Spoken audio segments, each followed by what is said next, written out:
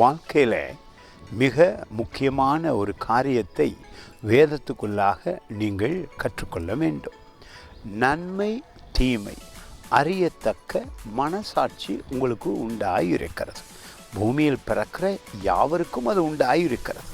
ஆனால் மறு வாழ்வு அடைந்தவர்கள், இயேசு கிறிஸ்துவை ஏற்றுக்கொண்டு அந்த புதிய சிருஷ்டியை அனுபவிக்கிறவர்கள், நாங்கள் புது சிருஷ்டி கிறிஸ்துவுக்குள்ளே.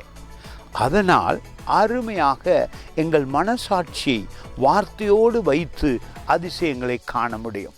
அந்த பழைய மனசாட்சி, அந்த குற்றம் சொல்லுகிற ஆவி, வேதனையே பேசிக்கொண்டிருக்கிற ஆவி, அந்த கான்ஷியன்ஸ் நிச்சயமாக கிறிஸ்துவை ஏற்றுக்கொள்ளும் பொழுது அது பழைய மனசாட்சி அகற்றப்பட்டு புது மனசாட்சி உங்களுக்கு கிடைக்கிறது. பாருங்கள் இந்த வார்த்தை 1 தீமோத்தேயு புத்தகத்திலே 1ஆம் அதிகாரம் 19வது வசனம்.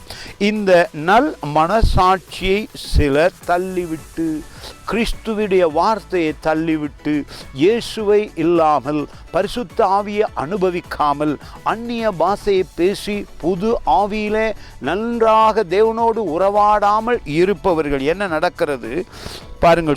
இந்த நல்ல மனசாட்சியை சிலர் தள்ளிவிட்டு விசுவாசமாகிய கப்பலை சேதப்படுத்தினார்கள்.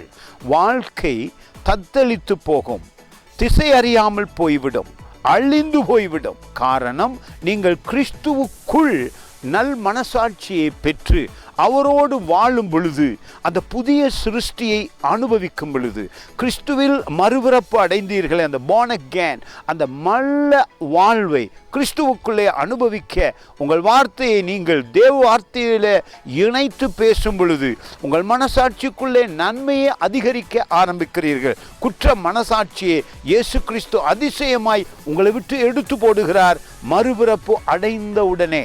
God bless you.